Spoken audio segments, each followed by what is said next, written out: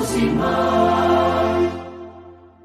Tuungane sote tuimbe pamoja, kuenzi shikamano hatima yetu. Tujitoe wenyewe kupambana pamoja, uhuru na umoja vitawale. Enyi bwana na binti wa Afrika, mwili wa jua, mwili wa anga, tuifanye Afrika mti wa uzima.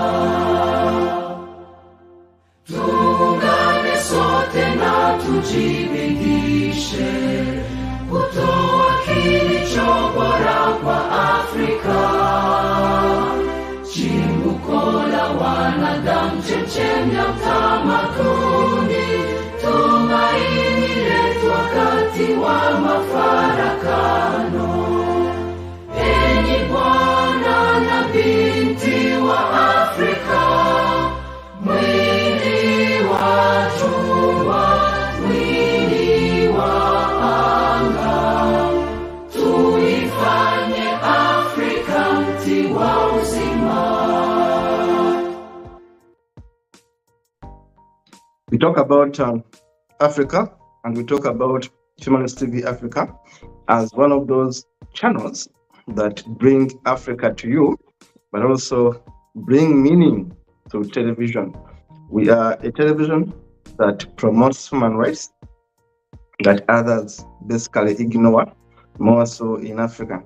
We are a television that brings you stories that you will not hear elsewhere on social media platforms, but also we are a television that engages in promoting education, enlightenment, empowerment, as well as entertainment that you need to know in this kind of century.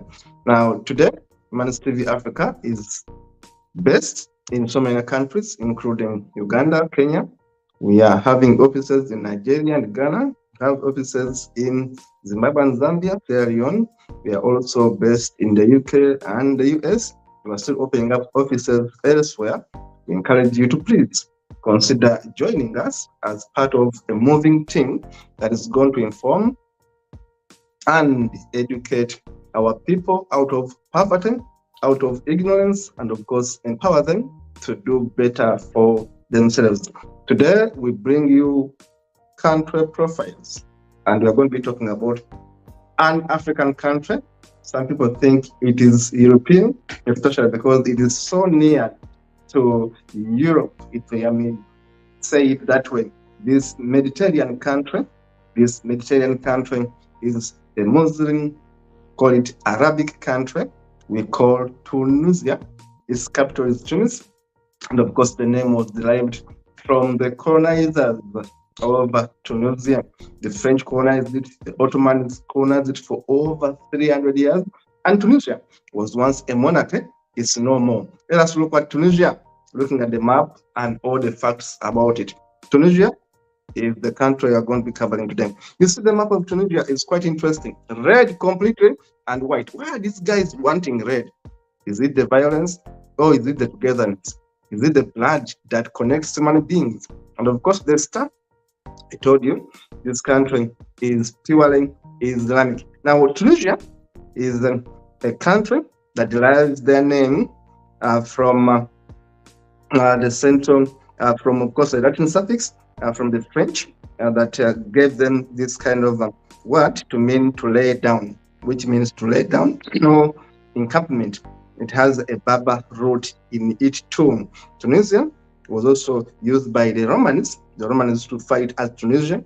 Basically, when we talk about northern part of Tunisia and Algeria, northern part of Algeria and parts of Tunisia, they used to say it was Tunis, Tunisia. And these are so many years ago when these things were derived there. Tunisia was once called Africa. It was once called Africa. In the early centuries of the Islamic period, the name in turn comes from the Roman word for Africa, and the Romans used to call it Africa. Africa. And that's how it got its name. Some people used to confuse Tunisia and Africa to mean the same. Remember the Punic Wars against the Carthaginians in 264 to 146 BCE. That is when this term Africa was being used to mean Tunisia, but also to mean Africa. That was the confusion. Now, when you look at this map, I'm showing you how the rich history of Tunisia is. We see the ancient sites in Tunisia. If you go to Tunisia today, you will find the sites that were built by Romans so many years ago. Romans built cities in Tunisia. Remember the Carthaginians and others? It will tell you the story of Tunisia. Now here we see Algeria as a neighbor of Tunisia. And of course, I told you that Tunisia has lots of proximity to the sea. And of course, Libya is quite there, which you call as Libya. Here, I'm giving you an ancient map of Tunisia, a map that shows you the tourist attractions, the cities of Tunisia, the major cities, the major areas of Tunisia, like Medina, Matmata, Dozi, and of course, Kebri. We have Tozel, Cheka, Sefira, and of course, Adoga, Maja, and others, as you can see. Some of the ancient cities, ancient sites you will find in Tunisia. Now we go to this map. This map tells you that, of course, the capital city of Tunisia is called Tunis. Tunis, up in the north, right there. And of course, we see the Magia River.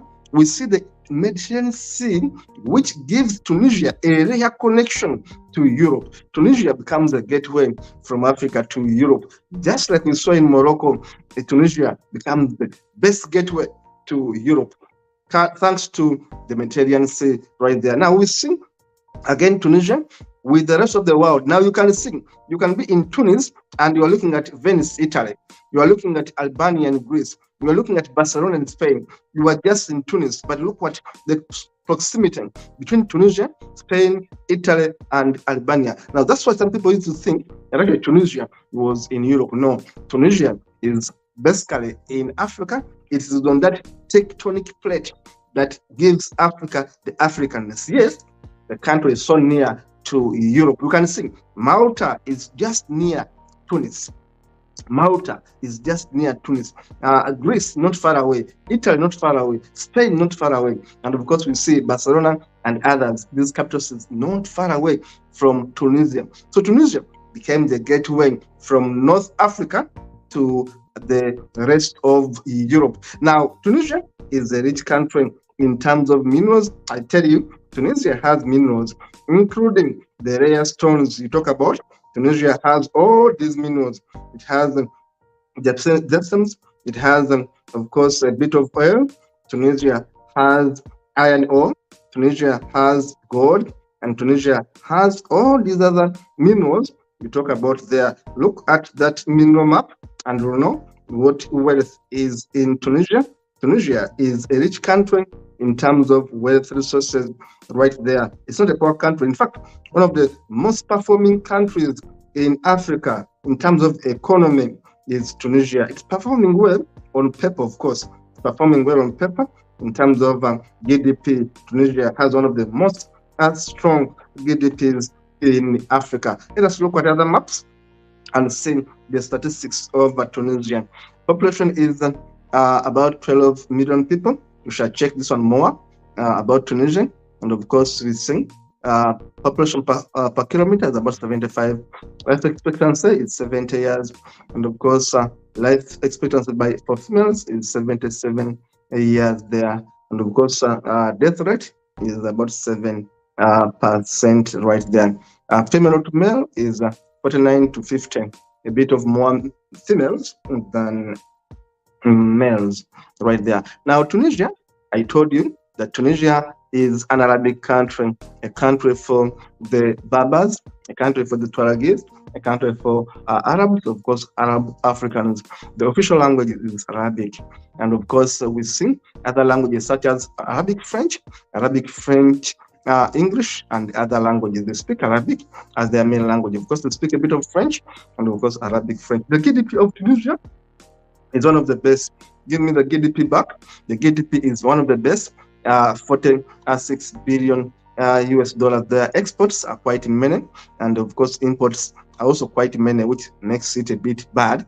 The debt rate is threatening at 79%. Now, this is worrying because if you have a debt rate of that magnitude and you are importing more than your export, it becomes a problem. It becomes a problem in terms of economics. Let's look at other statistics. If you can see the screen, let us look at other statistics. Now, in terms of land use, 60% is urban land use and 65% is agriculture, which is also very good. Agriculture covers about 65%, 6,000 and that kilometers. Forest covers about 5%, which is 7,395 square kilometers. Water covers about 5%, which is 8,250 square kilometers, and the rest is others. Railways are quite covering a big 19,750 kilometers, and of course over railway coverage there. And there are about 2 million vehicles that are registered in Tunisia. Tunisia is quite a big country, doing well in terms of economy. Let's look at other facts and statistics of Tunisia. Now, in Tunisia, we look at the most important cities of Tunisia. We look at Tunis. The capital city of Tunisia is also called Tunis. It has only 599,000 people, 500,000, almost 600,000 people stay in Tunis. Remember, population per the data I have here is about 12 million people, but almost 600,000 stay in the city. Not so much of population in the city. There are other cities such as Safax, which is in the central, Sousse, which is in the central, Caron, which is in the central west, Gabes, which is in the southeast, Bizerte, northeast, Midon, Adriana, Kasreni, and others. These are cities, and I'm showing you how many people stay in these cities. Let us look at other facts. In terms of democracy and political indicators, Tunisia hasn't been doing so well, I should tell you, because sometimes people have said it's well governed, but sometimes people have said it is badly governed, given the many uprisings. But democratically, we can say, yes, they have been trying to have democratically elected leaders, but sometimes they come and mess up things. Remember the Arab Spring? The Arab Spring, when people began burning themselves to death, and governments changed throughout the Middle East. And of course, the North Africa, many governments were affected because of the bad politics in Tunisia. When people began celebrating victories, of course, it led to change of regimes elsewhere in some countries in North Africa. And Tunisia was a catalyst of sort where people began demonstrating and governments began falling in the rest of North Africa, especially Arabic countries in the north of Africa. Let's look at other statistics of Tunisia there. Now, Tunisia has, of course, trade agreements with COMESA, the Common Market for Eastern and Southern Africa. It has, of course, trade agreements with GAPTA, Great Arab Free Trade Area. It has agreement with OPEC, Organization of the Arabian Petroleum Exporting Countries. Remember, Tunisia, one of the leading oil exporters in the world, is Tunisia, one of the leading. They have oil, they're exporting oil, they are getting so much money. Alliances, Tunisia is part of the African Union, Arab League, and the Non-Aligned Movement, among others. Just look at other facts about Tunisia. And of course, Tunisia, I should tell you, has some of the best sites in the world. If you want to go and see a beautiful country, go to Tunisia. It has some of the best harbors, the best beaches, the best landscapes, world views, eye-catching views, a very relaxed environment. You will find it in Tunisia. Look at those photos, and you'll agree with me that Tunisia is really beautiful, really beautiful. Tunisia was once ruled by the Ottoman Empire for over 300 years. The Ottoman occupied Tunisia. Then the French colonized it, and later on, and at the Congress of Berlin in 1878, there was an arrangement to give Tunisia to France. Tunisia was taken over by France at the Congress of Berlin in 1878, and Tunisia became part of the French. Now, Tunisia was under the French protectorate from May 12th, 1881. It became a protectorate from May 12th, 1881, under the French to March 20, 1956. So the French took over Tunisia effectively as a protectorate from the 12th day of May, 1881, and up to March 20th, 1956, when Tunisia fought back to get the independence. Remember, Tunisia had a monarchy of sorts. Tunisia has so many good buildings that were built by the Ottomans, by the Romans, and the others. Tunisia was conquered by the Romans for so many years, by the Ottomans for about 300 years, and by the French from 1881 to 1956. So you can imagine Tunisia has always been under occupation for a long time, but it had monarchy also. In other words, there were also some kings in between. In January 1846, Ahmad Pasha Bey promulgated a decree to permanently abolish slavery 2 years before the abolition of slavery in French colonies in 1848. Remember, Tunisia is one of those countries in the world that abolished slavery, even when America was still having slavery. Tunisia is the first Arab country to abolish slavery. That is a landmark. And that was in 1846 January. 1846 January, Ahmed Pasha Bey, a man who lived between 1837 to 1855, abolished slavery in Tunisia before even the Americans abolished slavery. Tunisia had abolished slavery. It became the first Arab country in the world to abolish slavery. That is the history for Tunisia. Even when we see protests in Tunisia today, people asking for independence, people saying there is racism, Tunisia had a history of abolishing slavery in 1846. Even before the American government thought about it, Tunisia was abolishing slavery. And indeed, it followed through that. Now, when they got the independence and fought it, the process took place between 1952 to 1956. Tunisia was fighting for their independence from the French, and it was led by Habib Bourguiba, their leader there. And of course, as the monarchy, it was ruled by Husainid dynasty.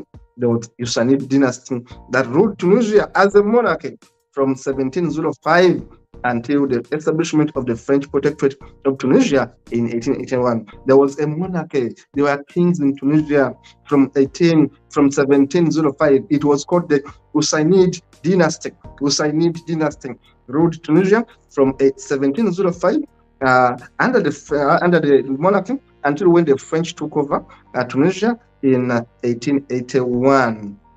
Until they got their independence later on. Of course, Tunisian monarchy was there until the 25th day of July 1957, when the monarchy was abolished. The monarchy was abolished in Tunisia on 25th July 1957 and became a republic. Tunisia is known for protests. People in Tunisia are the most democratically oriented guys. They're Arabs, but they will take on streets and protest every nonsense the government does in Tunisia. Guys in Tunisia protest against their presidents. They are always on streets. They, in fact, burn themselves to death. They do everything to show their governments that we don't want the way you rule us.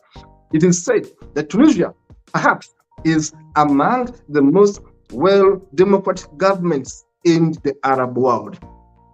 That when we talk about the Arab world, Tunisia comes so near when we talk about democracy, because Tunisians always go on street and protest.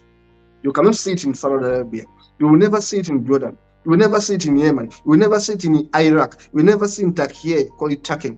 But in Tunisia, people go on street and demonstrate. You don't see it anywhere in the Arab world. These guys in Tunisia go on the street every time and demonstrate and demand fair leadership. As we speak today, Tunisia, of course, had the presidents. I will take you back.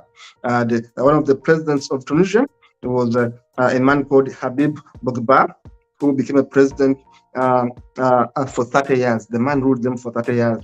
Habib Bourguiba, the first president then. The second president was a man called Ben Ali Ezinane. Ben Ali Ezinane, who ruled Tunisia for 23 years, from 1983 to 2011. For 23 years, their second president ruled them. Tunisia has been protesting against racism, Black Lives Matter. Whenever black people are killed in Tunisia, we have been seeing Arabs going on the streets to protest and say Black Lives Matter. You don't normally see this in other Arabic countries. You will not see this in Saudi Arabia. When Arabs come on the street to say Black Lives Matter, you don't see it in Saudi Arabia. You will never see it, at least not in this year. But in Tunisia, when they kill Arabs, when they kill black people, Arabs come on the street and say Black Lives Matter. You always see it in Tunisia. So Tunisia is ranked among the most democratic countries among the Arab nations. That is a fact. Now we see that after Ben Ali left in 2011, he had ruled them for 23 years. Another man came to power called Beji Caid Essebsi, who ruled for 4 years. And today, Tunisia is ruled by a man called Kais Saied. Kais Saied, who is ruling Tunisia, is the president of Tunisia, was born on 22nd February 1958, is a retired professor of law, and he has been ruling them from October 2019. It explains why actually Tunisia is a bit more democratic. Tunisia has a law professor leading this country. So because the law professor, I do believe he understands the law. That's why you see Tunisians are able to always protest. They are the guys on the streets and say, we want better leadership. You don't see such demonstrations in other Arabic countries. Mention one where you see people, Arabs going to the street and demonstrate. You don't see it. Why? It is autocracy in some of those countries.